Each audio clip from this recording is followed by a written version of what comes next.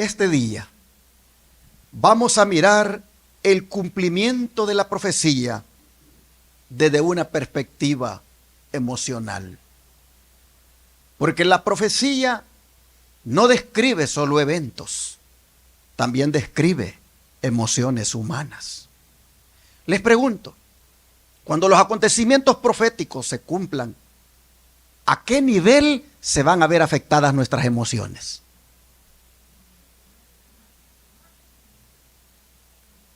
Sin duda, se van a desbordar al extremo. Emociones como angustia, confusión, miedo, desesperación, aflicción, ansiedad, acompañado todo eso de un silencio aparente de Dios. Sin duda, hermanos, en ese escenario, lo que va a ocupar su lugar profético será el clamor. Así que voy a titular mi presentación este día, cuando ya no queda nada más que clamar. El clamor del remanente en la crisis final. Pregunta: ¿qué hará el pueblo de Dios cuando ya no pueda comprar ni vender, huir ni defenderse? ¿Qué hará, hermanos?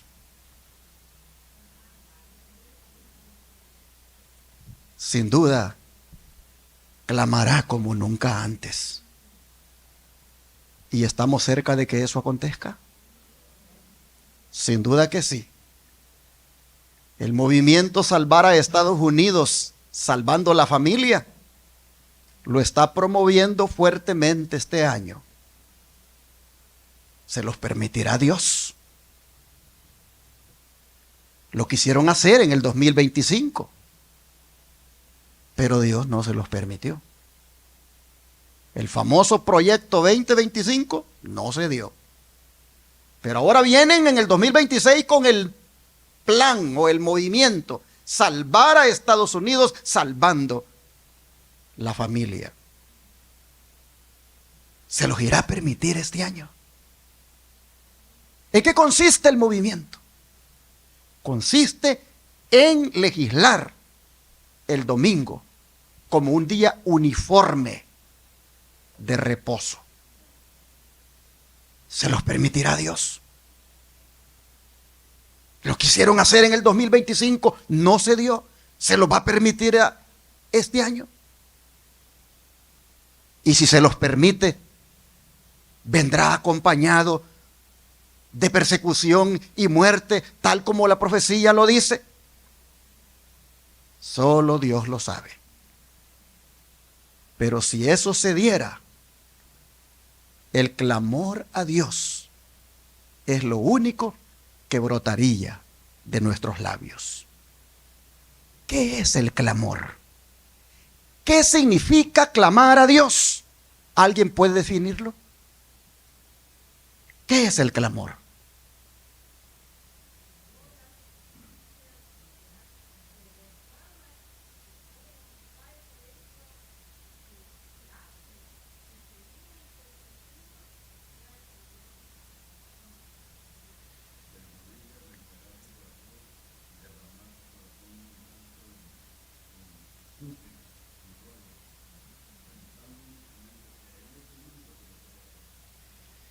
El clamor a Dios no es solo mencionar su nombre.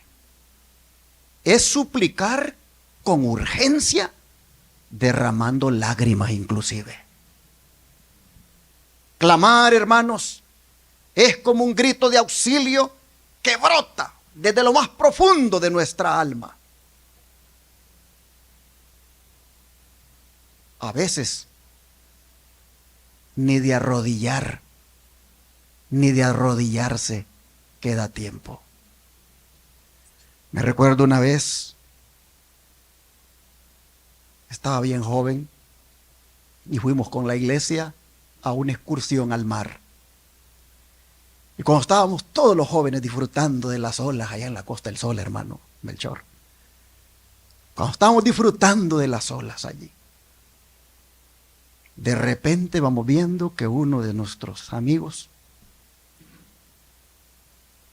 Cuando la ola nos sacó, Él quedó detrás de la ola. Y vamos mirando, hermanos, que se lo va llevando y se lo va llevando y se lo va llevando. Y vieron la agonía de nosotros. Él iba allá tan lejos y solo y así, así. Era una desesperación la de él. Y nosotros, me recuerdo, allí en la arena, le gritábamos a Dios, le clamábamos como nunca. No hubo tiempo de arrodillarse, solo clamábamos y decíamos: Señor, sálvalo. Nunca había orado tan intensamente como lo hice esa vez. Y lo más bonito fue que Dios escuchó nuestro clamor. Porque cuando Él estaba ya bien lejos y apenas se le veía la mano, de repente se paró. Dios le puso arena, Dios le puso una parte donde Él se pudo parar. Y nosotros lo vamos viendo, que Él entonces nos hace así. Y hermanos, una ola lo empuja y lo sigue empujando y lo sigue empujando hasta que llegó donde nosotros, y ahora sí nos arrodillamos con Él para darle gracias a Dios que le había salvado la vida. Allí nosotros oramos, hermanos, con clamor. Allí en nuestro clamor fue desesperado, pero era un clamor al mismo tiempo con una gran confianza en que solo Dios podía salvarlo. Hermanos y hermanas, el clamor aparece cuando estamos oprimidos. El clamor aparece cuando hemos llegado al límite. El clamor aparece cuando no hay otra salida. ¿Alguna vez ustedes han clamado así? ¿Alguna vez ustedes han llorado orándole a Dios? Hermanos y hermanas, el clamor nace del corazón quebrantado. El clamor reconoce la total dependencia de Dios. El clamor es intenso, no es rutinario. Orar tranquilo, con reverencia, es muy diferente a clamar. Hermanos, el clamor, como dije, puede incluir lágrimas. El clamor puede ir acompañado hasta de ayuno. Hermanos y hermanas, el clamor mueve el cielo porque Dios escucha el clamor. Clamor en la Biblia es el lenguaje del corazón cuando ya no quedan fuerzas. Pero aún queda, ¿qué cosa? La fe. Hermanos, cuando el ser humano se vacía de sí mismo para clamar, Dios responde con poder.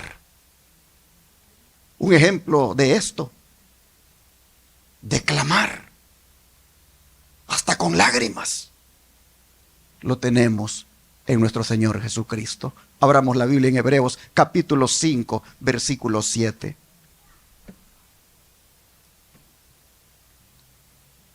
Hebreos capítulo 5, versículo 7.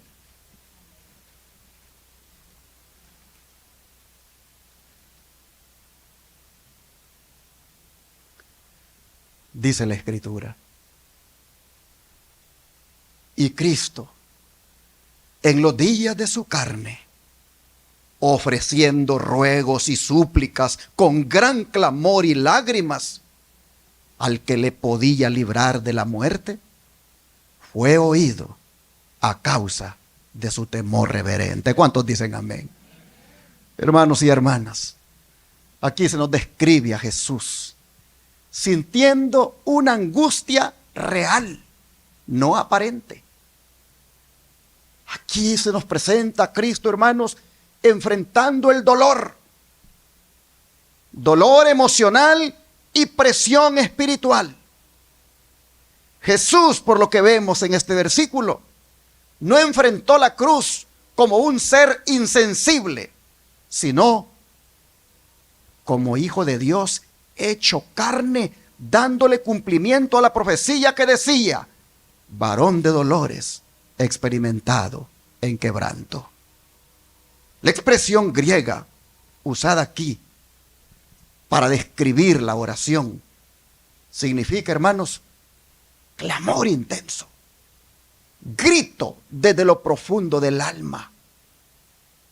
Significa lágrimas reales, no simbólicas. Los comentaristas bíblicos dicen que esto se dio en el Getsemaní.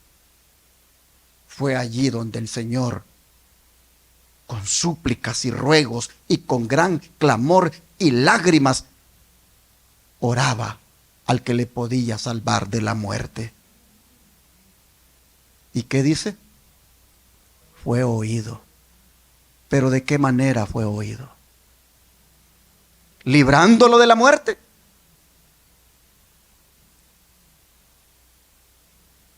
Fue oído, hermanos, dándole fortaleza, sosteniéndolo.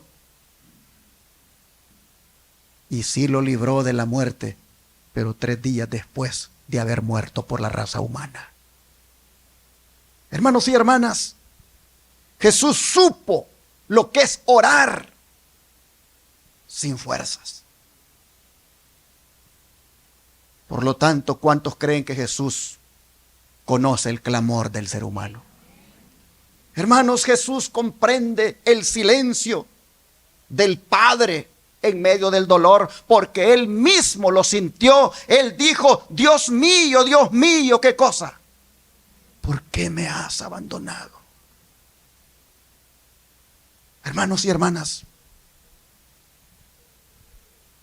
Pablo dice, con súplicas y con gran clamor y lágrimas, él le oraba a su Padre. Hermanos y hermanas, orar con lágrimas no es debilidad. Clamar no es falta de fe. Y si Jesús clamó, ¿por qué nosotros creemos que podremos sobrevivir la crisis final sin clamar? Hermanos y hermanas, en los tiempos finales, el pueblo de Dios pasará por una crisis similar en intensidad espiritual a la de Jesús, aunque no idéntica en propósito redentor. Daniel 12:1 nos habla de la crisis por la cual va a pasar el pueblo de Dios. Vamos a leerlo. Daniel 12, verso 1. Dice: en aquel tiempo se levantará Miguel, el gran príncipe que está de parte de los hijos de tu pueblo, y será tiempo de angustia, cual nunca fue desde que hubo gente hasta entonces. Pero en aquel tiempo será libertado tu pueblo, todos los que se hallen escritos en el libro. Hermanos y hermanas, este versículo describe el momento más solemne y decisivo de toda la historia del mundo. No se habla aquí, mis hermanos, de una crisis más. No. Esta es la última crisis. Este es el cierre del gran conflicto entre el bien y el mal. La expresión aquí, en aquel tiempo, conecta directamente con el capítulo 11. Hermanos, el fin de las profecías de Daniel 11 han llegado. Y en ese tiempo, previo a la segunda venida del Señor, la historia humana se cerrará. Este será el tiempo cuando el juicio investigador haya concluido. Este será el tiempo, hermanos, cuando el destino de cada ser humano habrá sido decidido. Este será el tiempo, Daniel 12:1, cuando ya no habrá más intercesión en el santuario celestial. Este será el tiempo descrito en Apocalipsis 22:11, cuando dice que el que es injusto, ¿qué cosa? Sea injusto todavía. Y el que es santo, santifíquese todavía. Hermanos, en este tiempo, cuando se levanta Miguel, se le pone fin a la intercesión. Miguel aquí no aparece como un ángel común. Es llamado el gran príncipe. Es el defensor del pueblo de Dios. Amén, hermanos. En otras partes de Daniel y Apocalipsis aparece Miguel como el líder del ejército celestial. Y en el marco profético, Miguel representa ¿a quién? A Cristo Jesús. Hermanos y hermanas, mientras Él intercede, el pueblo tiene perdón. Pero cuando Él se levante, la intercesión cesará y ya no habrá más perdón para nadie. Esto marca el cierre de la gracia. Esto marca el fin del ministerio sacerdotal de Cristo. Esto marca, hermanos, el comienzo del tiempo en que los justos van a vivir sin intercesor, aunque no sin protección. Aquí, hermanos y hermanas, dará inicio el gran tiempo de angustia, cuando Miguel se levante. Aquí, hermanos y hermanas, dará inicio ese gran tiempo de angustia cual nunca fue. Este será el gran tiempo de angustia final, distinto a cualquiera que haya habido en la historia. ¿Por qué es único este tiempo de angustia? Porque será, hermanos, un tiempo sin mediador en el cielo. Porque ya no habrá oportunidad de arrepentimiento. Porque cada caso estará sellado. Y porque ahora es el tiempo de que las plagas finales se derramen para manifestar los juicios de Dios sin mezcla de misericordia. Entonces el mundo colapsará. Colapsará a nivel político, a nivel social, a nivel espiritual y a nivel físico. Hermanos y hermanas, habrá presión universal. En estos tiempos es cuando se va a estar también intentando forzar a la gente a que adore falsamente. En estos tiempos, cuando Miguel se levante, es cuando también el pueblo de Dios esté siendo acusado de ser la causa de las calamidades que están cayendo. Cuando Miguel se levante, será el tiempo, hermanos, cuando el decreto de muerte se haya puesto en ejecución en contra de los verdaderos hijos de Dios. Cuando Miguel se levante, será una época de tribulación. Dice aquí, tiempo de angustia, cual nunca fue. Hermanos, será una época de tribulación y prueba extrema en la historia humana, sin precedentes en cuanto a la severidad. Jesús se refirió a esa época de lo que Daniel ha hablado aquí como gran tiempo de angustia. Jesús se refirió a esa época de la siguiente manera, Mateo 24, versículo 1.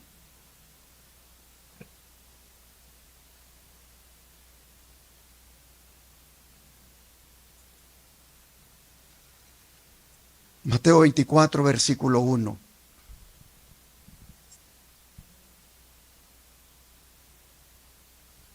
Perdón, versículo 21.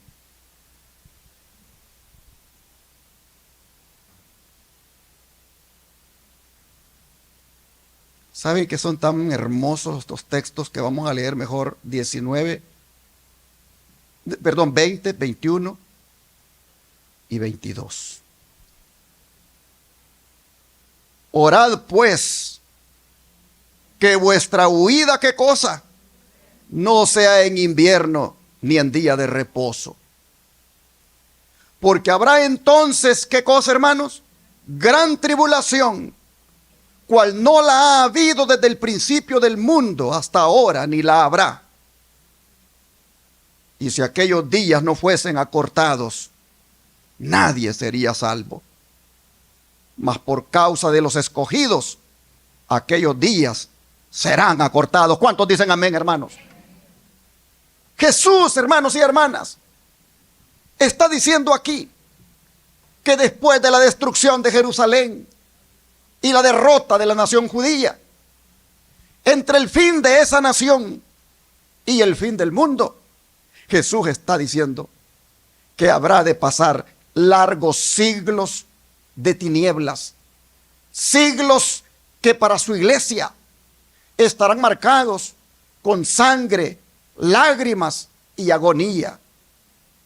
La historia lo ha respaldado, cómo efectivamente la persecución de los fieles se ha desatado en más de una ocasión, siendo las más horribles de todas las provocadas por la Roma pagana y por la Roma papal. El don de profecía, hablando de las palabras de Jesús, que son prácticamente las mismas que mencionó Daniel. Gran tiempo de angustia, gran tribulación. Mire cómo el don de profecía explica esto. Dice así: cuando Jesús reveló a sus discípulos la suerte de Jerusalén y los acontecimientos de la segunda venida, predijo también lo que habría de experimentar su pueblo desde el momento en que él sería quitado de en medio de ellos, hasta el de su segunda venida en poder y gloria para libertarlos. Desde el monte de los olivos vio el Salvador las tempestades que iban a azotar a la iglesia apostólica. Y penetrando aún más en lo porvenir, su ojo vislumbró las fieras y desoladoras tormentas que se desatarían sobre sus discípulos en los tiempos de oscuridad y de persecución que habían de venir. En unas cuantas declaraciones breves de terrible significado, predijo la medida de aflicción que los gobernantes del mundo impondrían a la iglesia de Dios. Los discípulos de Cristo habrían de recorrer la misma senda de humillación, escarnio y sufrimiento que a él le tocaba pisar. La enemistad que contra el Redentor se despertara iba a manifestarse contra todos los que creyesen en su nombre. La historia de la iglesia primitiva atestigua que se cumplieron las palabras del Salvador. Los poderes de la tierra y del infierno se coligaron para atacar a Cristo en la persona de sus discípulos. El paganismo previó que de triunfar el evangelio, sus templos y sus altares serían derribados, y reunió sus fuerzas para destruir el cristianismo. Encendióse el fuego de la persecución. Los cristianos fueron despojados de sus posesiones y expulsados de sus hogares. Todos ellos sufrieron gran combate de aflicciones, experimentaron vituperios y azotes, y además de esto, prisiones y cárceles.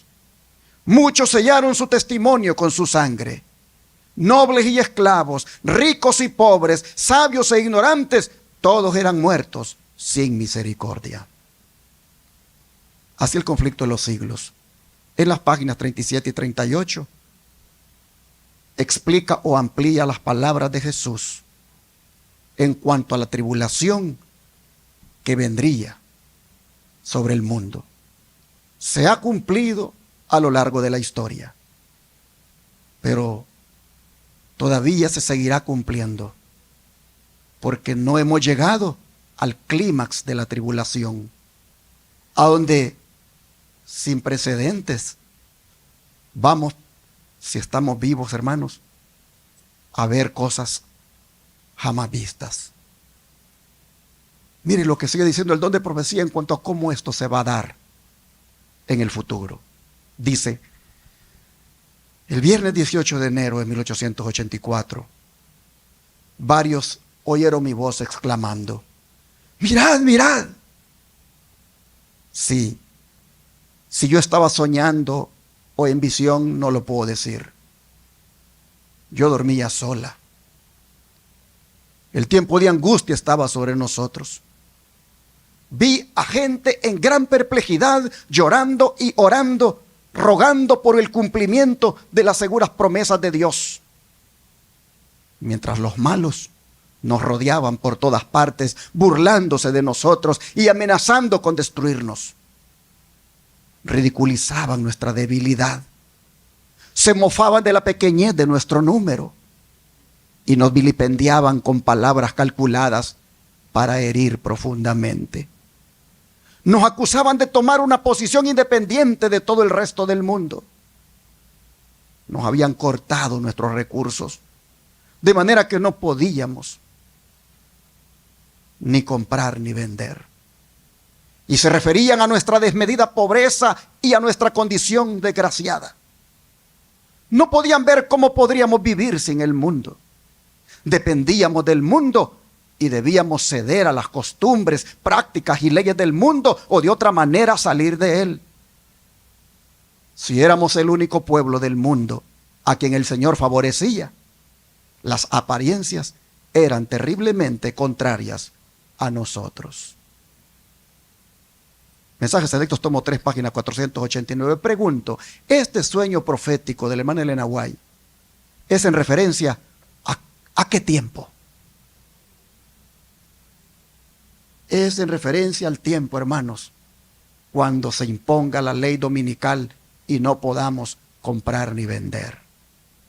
Es en referencia a ese tiempo de angustia que se va a ir acercando al desenlace final. Mire usted, voy para atrás, porque dice que ella miró, dice, al pueblo de Dios, llorando y orando y rogando por el cumplimiento de las seguras promesas de Dios. ¿Qué se le viene a usted a la mente cuando lee que el pueblo de Dios estaba llorando, orando y rogando por el cumplimiento de las seguras promesas de Dios? ¿No es eso, hermanos, un clamor? Eso es un clamor, mis hermanos. Es lo único que nos quedará. Clamar. Sigue diciendo el don de profecía, me fue mostrado al pueblo de Dios y lo vi poderosamente sacudido. Algunos con robusta fe y clamores de agonía intercedían ante Dios. ¿Cómo dice que interceden ante Dios? Con clamores ¿de qué? De agonía. Vi que algunos no participaban en esta lucha e intercesión. Parecían indiferentes y negligentes. No resistían a las tinieblas que los envolvían y éstas los encerraban como una espesa nube. Vi que los ángeles de Dios se apartaban de ellos y acudían en auxilio de los que se empeñaban en resistir con todas sus fuerzas a los ángeles malos y procuraban ayudarse, clamando perseverantemente a Dios. En otras palabras, hermanos, aquellos que no clamaban ni perseveraban no eran ayudados por los ángeles. Los ángeles los dejaban y venían a ayudar a los que clamaban, a los que con agonía procuraban la presencia de Dios, procuraban la ayuda divina. Dice, pero los ángeles no hacían nada por quienes no procuraban ayudarse a sí mismos. Y los perdí de vista. Mientras que los que oraban continuamente, clamando con fervor, ¿qué recibían, hermanos? Recibían a veces un rayo de luz que emanaba de Cristo para alentar su corazón e iluminar su rostro. ¿Cuántos dicen amén, hermanos? Dios escuchará el clamor de su pueblo. Cuando lo único que quede sea clamar, Jehová oirá nuestro clamor. Un rayo de luz saldrá de Cristo para iluminar nuestro rostro, hermanos. Dice que con el zarandeo algunos fueron dejados a la vera del camino. Los descuidados e indiferentes que no se unieron con quienes apreciaban la victoria y la salvación lo bastante para perseverar en anhelarlas, clamando angustiosamente por ellas, no las obtuvieron y quedaron rezagados en tinieblas. Pero sus lugares fueron ocupados enseguida por otros que se afiliaron a la hueste que había aceptado la verdad. Los ángeles malignos seguían agrupándose en su derredor. ¿De quiénes? De estos que habían aceptado la verdad. Pero ningún poder tenían sobre ellos. Amén, hermanos. Qué hermosa declaración de consejos para la iglesia. Páginas 616 a las 617. Sin embargo, dice, por lo que ven los hombres, parecería que los hijos de Dios tuvieran que sellar pronto su destino con su sangre, como lo hicieron los mártires que los precedieron. Ellos mismos empiezan a temer que el Señor los deje perecer en las manos homicidas de sus enemigos. Es un tiempo, dice, de terrible agonía. ¿Y qué hace, hermano, el pueblo de Dios? De día y de noche claman a Dios para que los libre. Los malos triunfan. Y se oye este grito de burla. ¿Dónde está ahora vuestra fe? ¿Por qué no os libra Dios de nuestras manos si sois verdaderamente su pueblo? Pero mientras esos fieles cristianos aguardan, recuerdan que cuando Jesús estaba muriendo en la cruz del Calvario, los sacerdotes y príncipes gritaban en tono de mofa: a otro salvó, a sí mismo no se puede salvar. Si es el Rey de Israel, descienda ahora de la cruz y creeremos en él.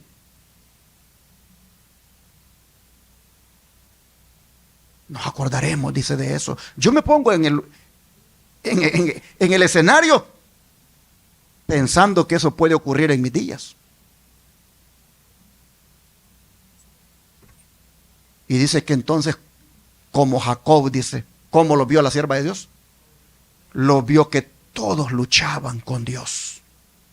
Y vio que sus semblantes expresaban la agonía de sus almas. Lo vio, dice, pálidos, están pálidos, dice, pero no dejan de orar con fervor.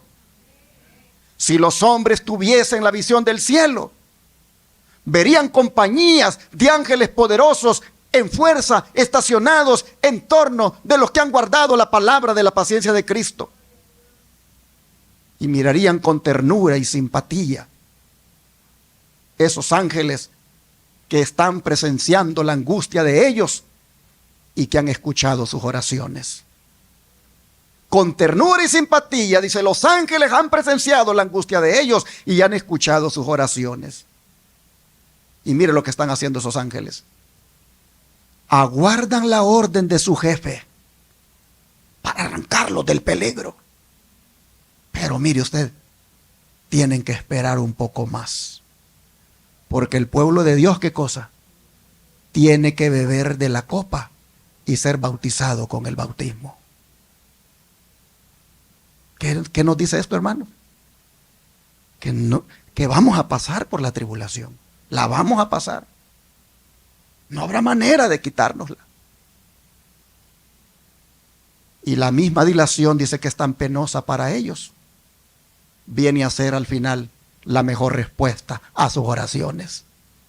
Porque mientras procuran esperar con confianza que el Señor obre, son inducidos a ejercitar su fe, esperanza y paciencia, como no lo hicieron durante su experiencia religiosa anterior.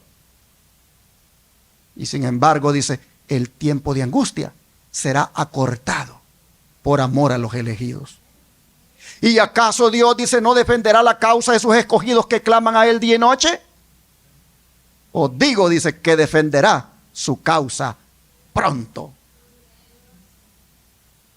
Hermanos y hermanas, sigue diciendo, el fin vendrá más pronto de lo que los hombres esperan. El trigo será recogido y atado en gavillas para el granero de Dios. La cizaña, en cambio, será amarrada en haces para los fuegos destructores. Los centinelas celestiales, fieles a su cometido, siguen vigilando. Por más que un decreto general haya fijado el tiempo en que los observadores de los mandamientos puedan ser muertos, sus enemigos en algunos casos se anticiparán al decreto y tratarán de quitarles la vida antes del tiempo fijado. Pero, hermanos, nadie puede atravesar el cordón de los poderosos guardianes colocados en torno de cada fiel. Amén, hermanos. Nadie podrá atravesar el cordón de los poderosos guardianes colocados en torno de nosotros. Algunos, dice, son atacados al huir de las ciudades y villas. Pero las espadas levantadas contra ellos, ¿qué va a pasar, hermanos? Se quiebran y caen como si fueran de paja. Otros son defendidos por ángeles en forma de guerreros. El Señor permite los conflictos a fin de preparar al alma para la paz. El tiempo de angustia es una prueba terrible para el pueblo de Dios. Pero es el momento en que todo verdadero creyente debe de mirar ¿hacia dónde?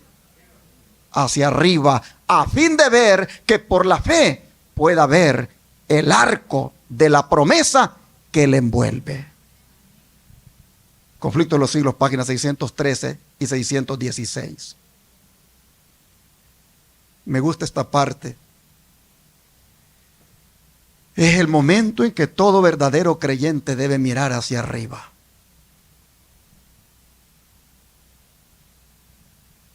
Permítame hacer una aplicación aquí. ¿Cuándo es que el verdadero creyente mira hacia arriba? ¿Cuándo? Cuando el peligro le acecha. Cuando la persecución está tras él. Cuando el decreto de muerte está en su contra. Cuando, hermanos y hermanas, está pasando una tribulación terrible. En ese momento, el verdadero creyente debe mirar ¿hacia dónde? Hacia arriba. Y eso me hace recordar el versículo de memoria de ayer.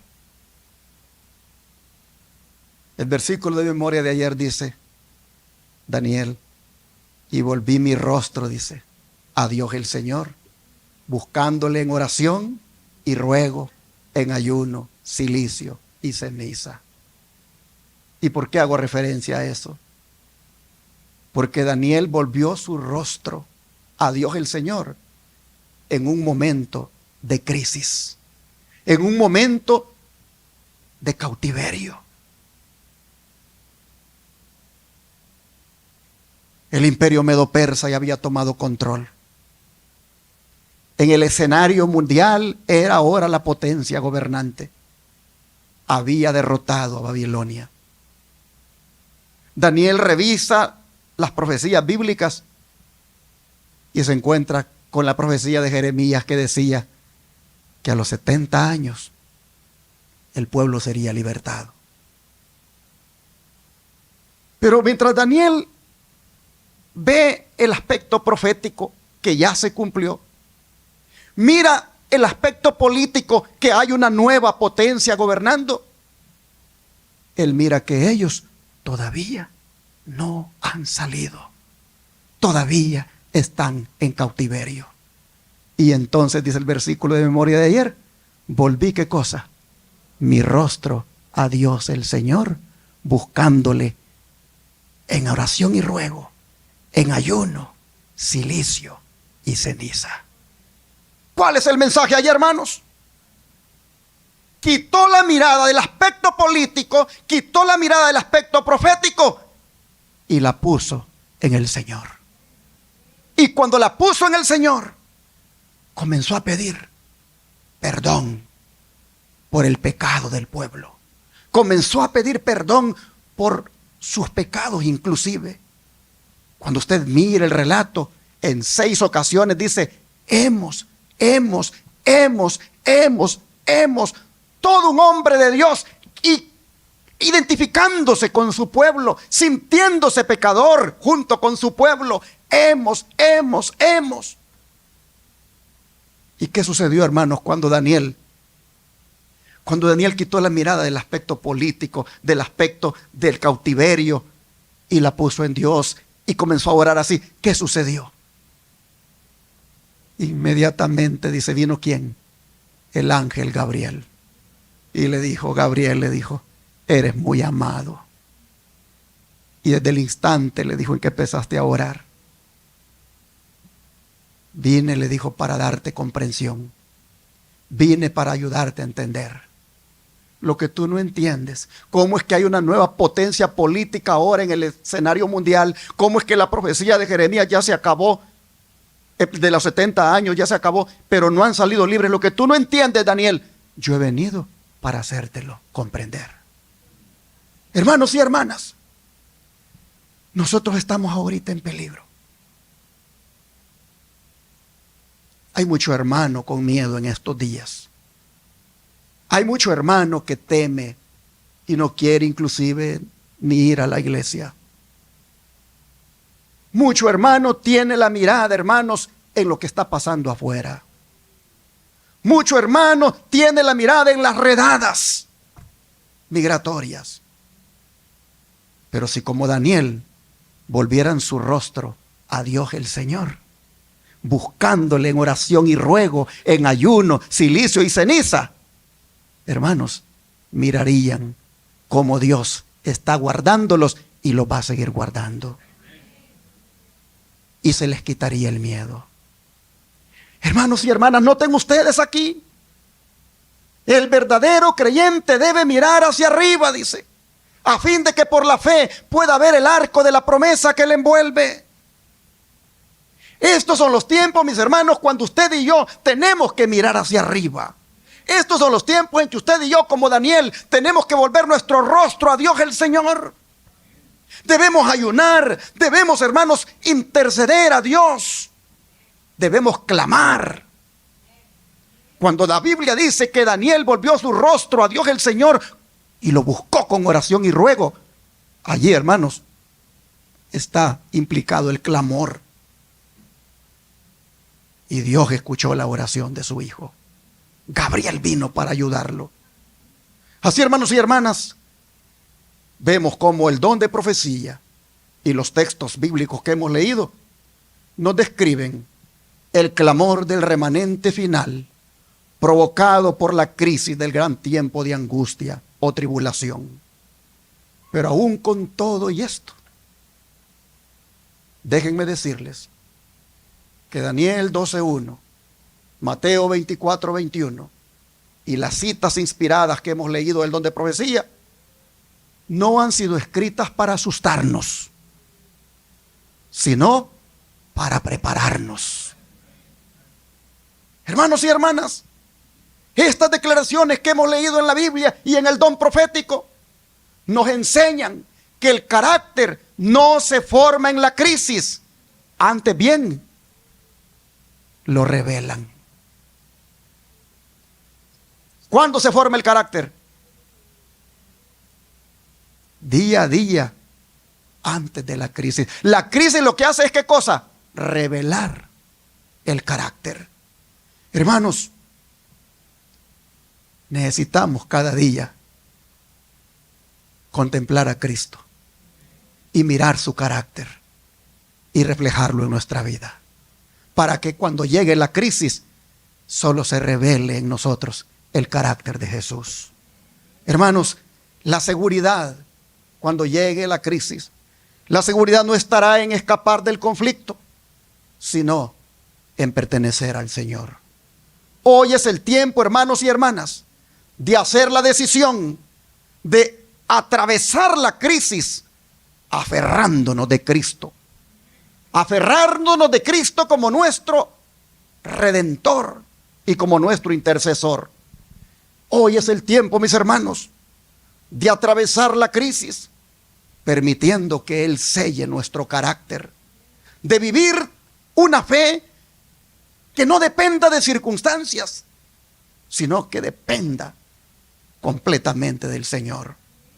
Hermanos, pronto vendrá el día cuando Miguel se va a levantar y solo van a permanecer firmes los que clamando depositen toda su confianza en Él. La pregunta no es si vendrán las crisis, sino cómo responderé ante ella. Esa es la pregunta. No si vendrán las crisis, sino cómo responderé ante ellas. ¿Responderé con miedo o responderé con clamor? Ojalá, hermanos, que sea con clamor. Porque cuando el pueblo de Dios clama, Dios responde. Jeremías 33:3, ¿qué dice? Hermoso texto que usted ya hasta lo sabe de memoria posiblemente. Jeremías 33:3.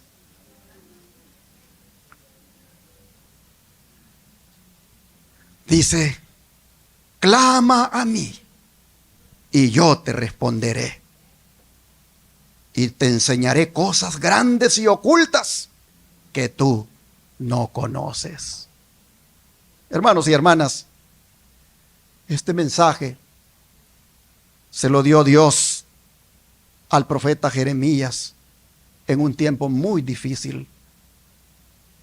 Jeremías estaba preso y la ciudad de Jerusalén estaba enfrentando guerra y destrucción. ¿Y quiénes tenían preso al profeta Jeremías? Su mismo pueblo.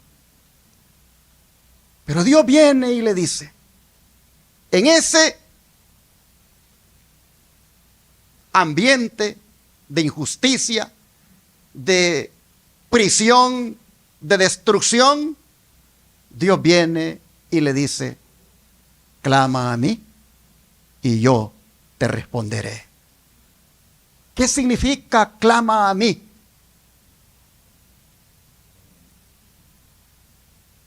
Hermanos, como dije, no solo se refiere mencionar su nombre, sino hablar con Él. Hablar con sinceridad, buscando su ayuda y también su dirección. Hermanos, clama a mí. Es una invitación de Dios a que platiquemos con Él, a que le pidamos, a que dependamos de Él. Y el Señor dice, ¿qué cosa? Al que clame a Él, ¿qué cosa le dice? Yo te responderé. Pregunto, ¿está garantizando Dios la respuesta a la oración? Claro que sí. Pero no siempre la respuesta a tu oración será un sí. Dios te dice, clama a mí y yo te responderé. Él te garantiza la respuesta, pero no te garantiza que te va a responder necesariamente como tú quieres.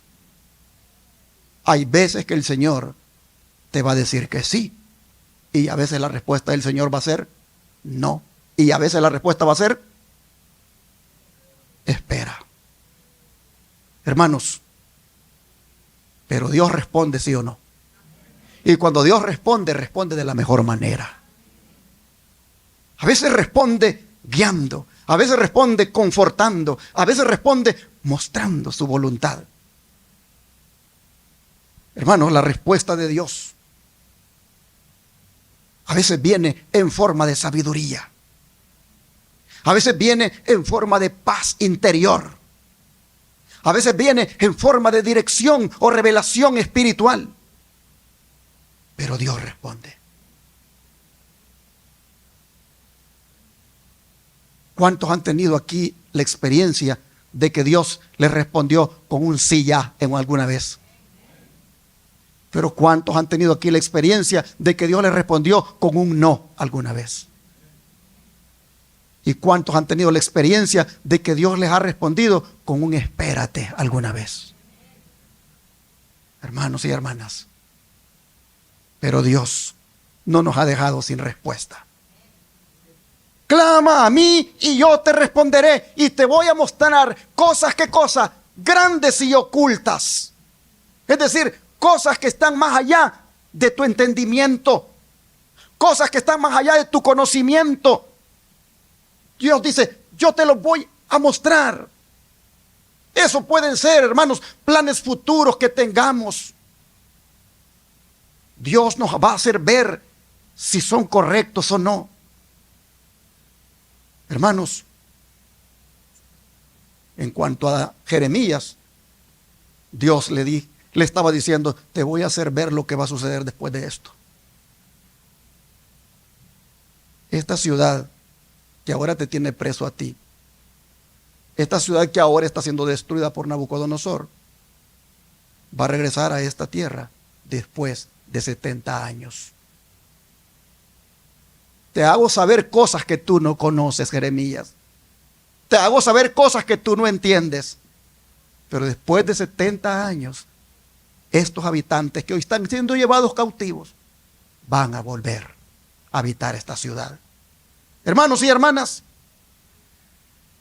Dios quiere que clamemos. Dios quiere que hablemos con Él. Él quiere escucharnos. Él quiere también revelarnos. Hermanos, Dios quiere tener una relación personal con nosotros.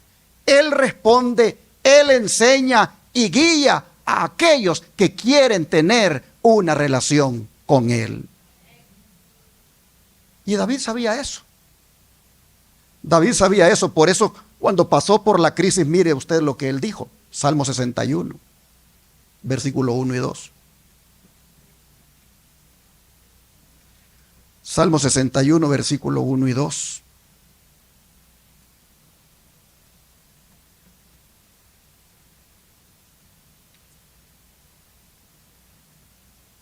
Oye, oh Dios, ¿qué cosa? Mi clamor. A mi oración, ¿qué cosa? Atiende. Desde el cabo de la tierra clamaré a ti cuando mi corazón desmayare. Llévame a la roca que es más alta que yo. Hermanos y hermanas, este salmo de David, el Salmo 61, no nace de un palacio tranquilo, sino en un momento de profunda angustia. David no escribe este Salmo 61 como un rey victorioso, sino como un hombre quebrantado. Si ustedes se fijan, este salmo no comienza con una alabanza elaborada, sino con un clamor desesperado. Él no dice aquí, Dios escucha mi canto, sino que dice, ¿qué cosa? Oye, oh Dios, ¿qué cosa? Mi clamor. Hermanos y hermanas, es un clamor desde la crisis. David escribe desde el bordamiento del alma. Estaba en el exilio. Su hijo Absalón se había rebelado contra él. Se había aliado con los opositores de David para arrebatarle el reino. Y David en ese momento de crisis dice, oye, oh Dios, mi clamor. Hermanos, mire lo que dice. Desde el cabo de la tierra, dice, clamaré a ti. ¿Cuándo qué? Cuando mi corazón desmayare. David, hermano, no está hablando aquí porque esté lejos geográficamente, sino porque emocional y espiritualmente, hermanos, él está muy quebrantado. Desde el cabo de la tierra, lo que expresa es, hermanos, soledad, sensación de abandono, falta de fuerzas. La crisis que estaba enfrentando David cuando dijo estas palabras no era externa, hermanos, era interna. Al punto que en el Salmo 42:5, vea usted cómo lo dice.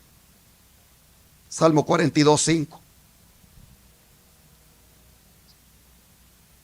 ¿Por qué te abates, oh alma mía, y te turbas dentro de mí?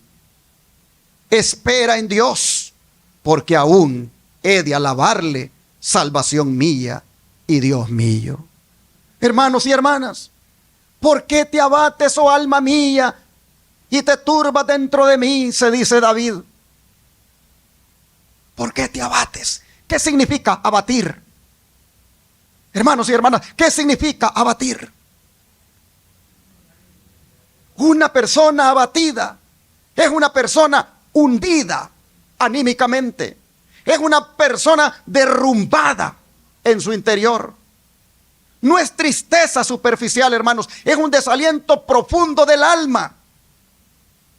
El salmista reconoce algo muy importante, hermanos, en este versículo. Y es que el creyente también puede abatirse. ¿Se acuerdan de Job? Job dijo: no he tenido paz, ni he reposado, ni he estado tranquilo, y me viene turbación. Hermanos y hermanas, sentirse abatido no es falta de fe, sino es una señal de que necesitamos mucho de Dios. ¿Por qué te turbas dentro de mí?, se pregunta David. Turbarse es estar agitado interiormente, es estar confundido emocionalmente, es estar con ansiedad del corazón. Hermanos, el problema no es solo externo, es interno en David. Por eso dice el sabio Salomón que de toda cosa guardada, dice que guardemos ¿qué cosa? Nuestro corazón. Porque hay veces cuando el creyente puede estar sirviendo a Dios externamente, pero estar, hermanos, quebrado internamente. Ahora es interesante ver cómo el salmista se habla a él mismo. Él se habla él mismo. ¿Por qué te abates, oh alma mía? Y se dice ¿qué cosa? Espera ¿en quién? En Dios.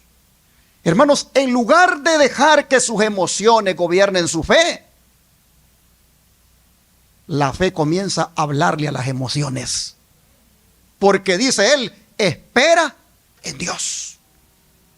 Espera en Dios. ¿Qué significa esperar en Dios? Significa confiar.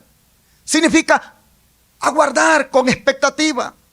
Significa aferrarse de Él con esperanza. Es confianza activa, mis hermanos. Y cuando David comenzó a hablar consigo mismo, miren lo que se dice. Aún dice, porque aún ¿qué cosa? He de alabarle. Y esa frase, hermanos, es una fe profética. Todavía está en crisis. Todavía no ve la respuesta. Pero él decide alabar a Dios por anticipado. La alabanza aquí no nace de un milagro hecho. La alabanza aquí nace de la confianza que él tiene en Dios. Y ahora comienza a recordar quién es Dios. Porque dice él que Dios es ¿qué cosa? Salvación mía y Dios mío. Hermanos, él ve a Dios como su Dios personal. Él ve a Dios como su Salvador. En otra ocasión dijo, Jehová es mi luz y mi salvación. ¿De quién temeré? Dijo. Hermanos, David está hablando consigo mismo. Y es bueno que nosotros también hablemos con nosotros mismos. En estos días de crisis que estamos viviendo, crisis por leyes antiinmigrantes, crisis económicas, crisis familiares, en estos tiempos de crisis, bueno es que nosotros hablemos con nosotros mismos, como habló David. Hermanos y hermanas, el creyente puede deprimirse, el alma puede abatirse, pero la esperanza en Dios nunca debe morir en el creyente. Así que hablemos con nosotros mismos. Pero como le digo a los pacientes en Shepherd, no para apapacharnos ni contemplarnos, sino para decirnos la verdad. Para decirnos, ¿por qué estoy así cuando tengo un Dios todopoderoso conmigo? ¿Por qué estoy abatido, desesperado, angustiado, estresado, deprimido, con ansiedad, cuando tengo un Dios que es mi Padre? Oh, hermanos, hablémonos. Hablémonos, pero no solo hablémonos desde el dolor, hablémonos desde la fe. Y como David, digamos, espera espera en Dios, porque aún he de alabarle. Hermanos, cuando el alma se abate, la esperanza no está en huir, sino en esperar en Dios. El desaliento no puede, hermanos, doblegar a un hijo de Dios que confía. Hermanos y hermanas, si nos aferramos de Dios, el desaliento nunca nos va a vencer, porque con Cristo somos más que vencedores. Dice que a menudo, dice el don de profecía, las misericordias vienen disfrazadas ¿de qué cosa? De aflicciones. No podemos saber lo que hubiera ocurrido sin ellas. Cuando Dios en su misteriosa providencia cambia nuestros planes y torna nuestro gozo en tristeza, debemos inclinarnos en sumisión y decir, ¿qué cosa, hermanos? Sea hecha tu voluntad, Señor. Debemos mantener una calmada confianza en aquel que nos ama y dio su vida por nosotros. El Señor contempla nuestras aflicciones. Con su gracia las reparte y discrimina sabiamente. Como un orfebre vigila el fuego hasta que la purificación se completa. El horno es para purificar y refinar, no para consumir y destruir. ¿Cuántos lo creen? Oh, si lo creyéramos en ese momento. Bueno, aquí está la hermana Yarmila.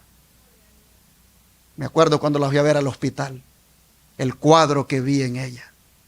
Y ella también como estaba. Y miren la hora. Bien hermosa se mira la hermana. Hermanos, el horno por el cual ella pasó, no era para destruirla, era para refinarla y para purificarla.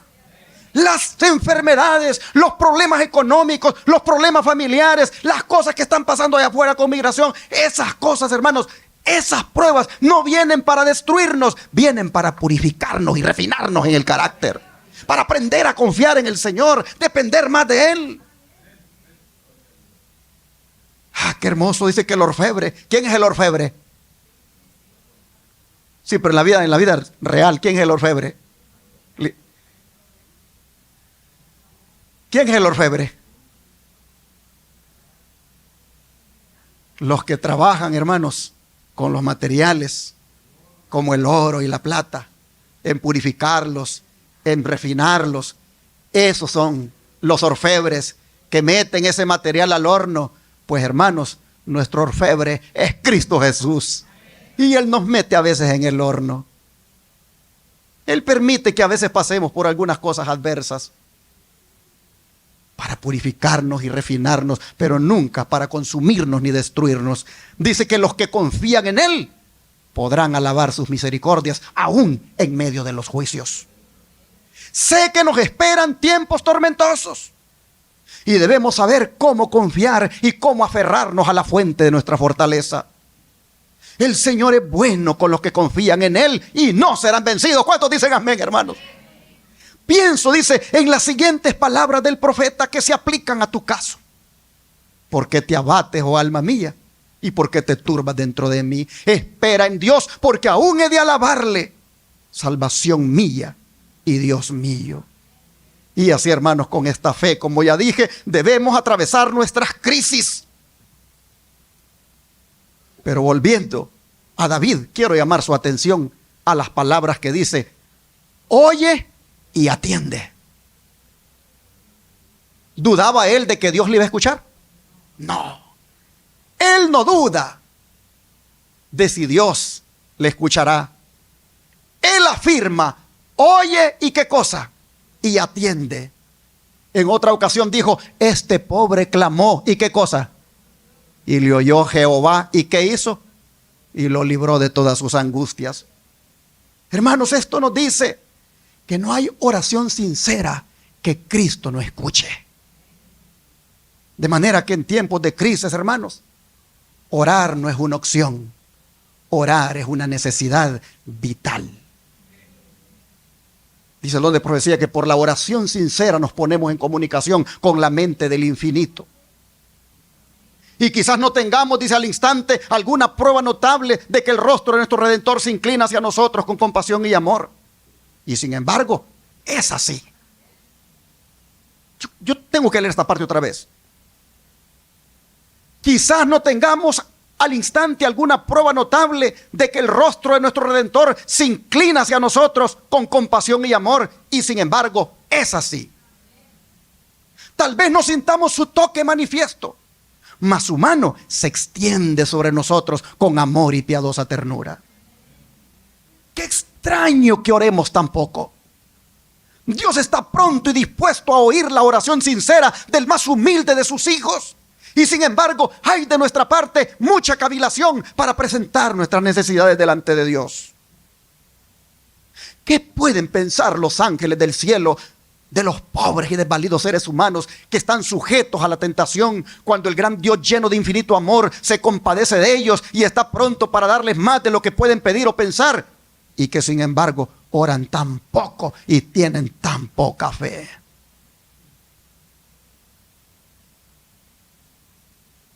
Estamos orando muy poco, hermanos. Estamos orando muy poco. Mire, qué extraño dice que oremos tan poco, cuando Dios está tan dispuesto a oír la oración sincera del más humilde de sus hijos. Hermanos, necesitamos orar más. Menos redes sociales y más oración es lo que necesitamos. Dice, los ángeles se deleitan en postrarse delante de Dios, se deleitan en estar cerca de Él. Es su mayor delicia estar en comunión con Dios y con todos los hijos de los hombres que tanto necesitan la ayuda que Dios solamente puede dar. Parecen satisfechos andando sin la luz del Espíritu ni la compañía de su presencia.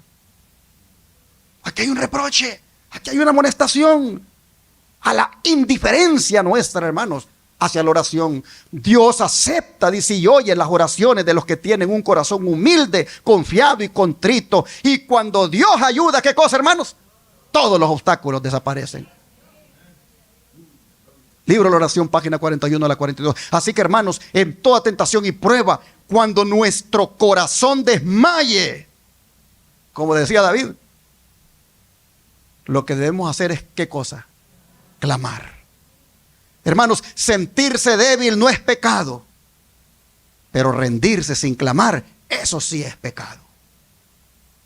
Y cuando David clamó, ¿a dónde pidió que lo llevara? Vamos otra vez al Salmo 61.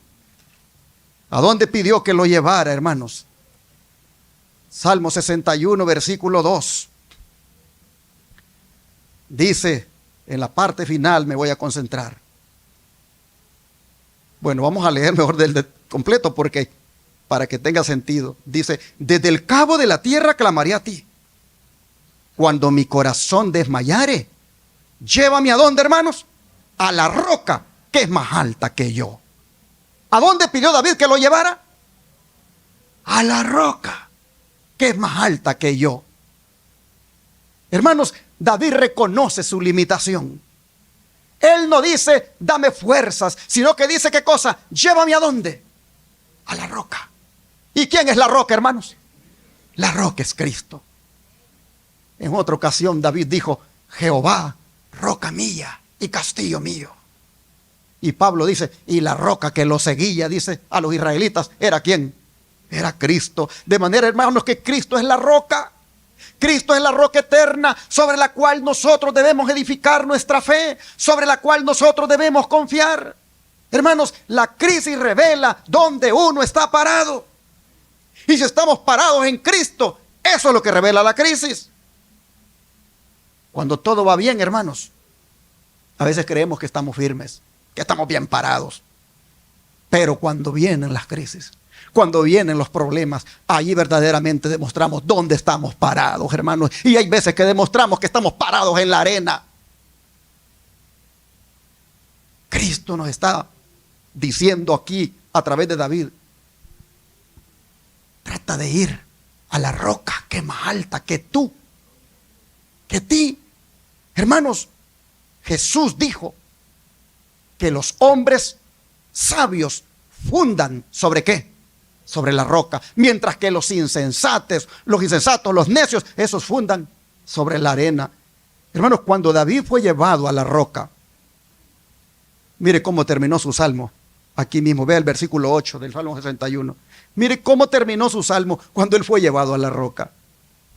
Dice, así cantaré tu nombre para siempre, pagando mis votos cada día. ¿Qué les parece, hermanos? David comenzó el salmo clamando y termina ¿cómo? Cantando. Termina confiando. Oh, hermanos y hermanas, así cantaré tu nombre para siempre. Comienza clamando y termina con la promesa de que va a cantarle para siempre. Hermanos, la crisis no fue el final del Salmo 61. El clamor se ve aquí que le dio paso ¿a qué? A la alabanza. Dice el Espíritu de Profecía que los que aprendan a confiar en Dios en las horas oscuras van a terminar cantando en las horas del día. Así que, hermano, hermana, hoy Dios no te pregunta qué tan fuerte eres, ni qué tan preparado estás, sino que te pregunta a quién clamas cuando tu corazón desmaya. Tal vez hoy el corazón de más de alguno de ustedes está desmayando porque su fe se le ha debilitado. Tal vez el corazón de alguno de ustedes o de los que nos están mirando está desmayando porque tiene su hogar en crisis. Tal vez usted, esposa, siente que su corazón está desmayando por ese esposo que se ha vuelto ingrato, cruel con usted, infiel. Tal vez usted, esposo, es el que está experimentando eso de su esposa y siente que su corazón está desmayando. Hermanos y hermanas, ¿a quién clamas cuando tu corazón desmaya? David decía, cuando mi corazón desmayare, llévame a donde, le decía, a la roca que es más alta que yo. Hermanos y hermanas, no sé qué es lo que a ti te tiene como desmayando espiritualmente. No sé si tu corazón inclusive está desmayando por algún pecado que no puedes dejar. Hermanos, si tu corazón está desmayando, acuérdate lo que el Señor dice, cercano está Jehová a los quebrantados de corazón. Hoy Dios, hermano, hermana, no te pide que entiendas todo. Y ni busques tampoco entenderlo todo. Dios solo te pide que lo busques y clames. Y el tiempo de buscarlo es ¿cuándo? Buscad a Jehová, ¿qué cosa? Mientras pueda ser hallado. Llamadlo en tanto que está cercano. Hermano, hermana, si usted reconoce que su corazón ha desmayado, si usted reconoce hoy que su corazón ha desmayado, usted necesita subir a la roca que es más alta que usted. Si usted, hermano, hermana, reconoce que su corazón ha desmayado, usted necesita entregar su vida a Cristo y renovar su fe volviendo al Señor. Diga como David hoy, oye, oh Dios, mi clamor, a mi oración atienda. Que ese clamor, hermanos, cambie su historia y que subido en la roca que es más alta que usted pueda alcanzar la victoria sobre toda crisis, sobre toda angustia, sobre toda tribulación. Cierro este mensaje leyendo el Salmo 62 que está aquí cerquita, bueno, enseguida, y los versículos 5 al 8. Dice así: alma mía, en Dios solamente reposa, porque de Él es mi esperanza. Él solamente es mi roca y mi salvación. Es mi refugio, no resbalaré. En Dios está mi salvación y mi gloria. En Dios está mi roca fuerte y mi refugio. Esperad en Él en todo tiempo, oh pueblos. Derramad delante de Él vuestro corazón. Dios es nuestro refugio. Hermanos y hermanas, es mi deseo y oración esta mañana que, como dice este salmo, Dios sea nuestra salvación y nuestra gloria. Dios sea nuestra roca fuerte y nuestro refugio. Pregunto en esta hora, ¿cuántos quieren hacer para los días de angustia que podamos estar pasando y para los que vendrán? ¿Cuántos quieren hacer de Cristo su roca más alta que usted? Que Dios le bendiga y que esta palabra le prepare para enfrentar los días finales. Bendiciones.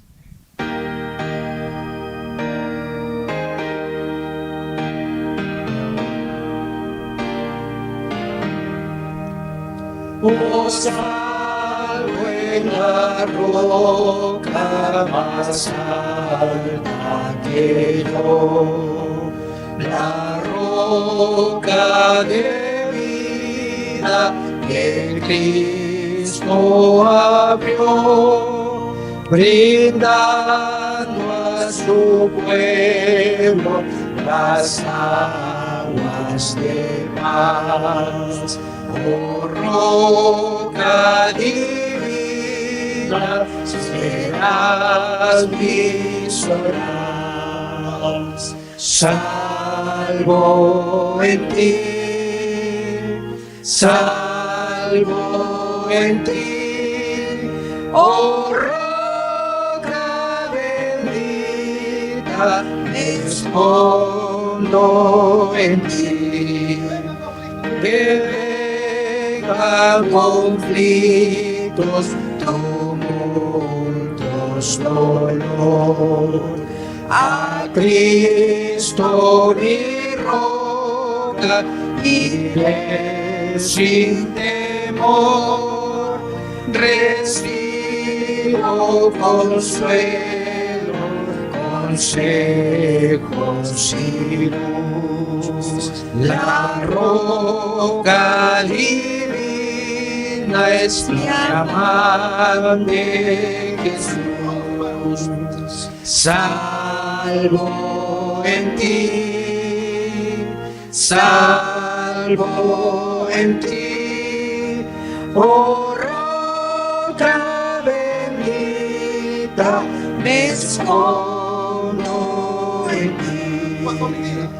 Y cuando mi vida se acerque a su fin y oiga por fe el divino clarín, tú limpias las aguas trayendo virtud.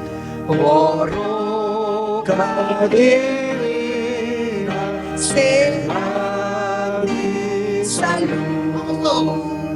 Salvo en ti, salvo en ti, oh roca bendita, me escondo en ti. El obrego valle no debo cruzar, pues tú guiarás y me harás descansar, seguro en tu guarda, con paz dormiré. Jesús el eterno es mi roca y rey, salvo en ti, salvo en ti, oh roca bendita, me escondo en ti.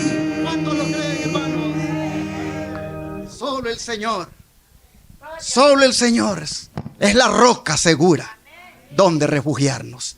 Caigamos de rodillas ante la roca que es Cristo Jesús. Amado Padre, gracias por enseñarnos cómo enfrentar las crisis. Gracias por hacernos ver cómo se enfrentan las tribulaciones.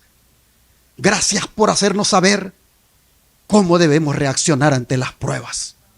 Hoy vemos, Señor, que clamando profundamente, intensamente, gritándote desde el alma que necesitamos de ti. Y hoy vemos, Padre, que tú respondes respondes el clamor de tus hijos. Hoy vemos, Señor, que siempre has respondido. Le respondiste a Jeremías, le respondiste a David, le has respondido a tu pueblo en el pasado. A nosotros ya nos respondiste también. Padre, no tenemos duda de que nos volverás a responder cuantas veces sea. Solo te rogamos que haya en nosotros esa fe, esa confianza, y que siempre dependamos clamándote a ti. Padre, te rogamos que en la prueba que pueda venir más adelante o en la que estemos pasando, tú escuches nuestro clamor y nos saques en victoria. Señor, te lo pedimos en el nombre de Jesús. Amén.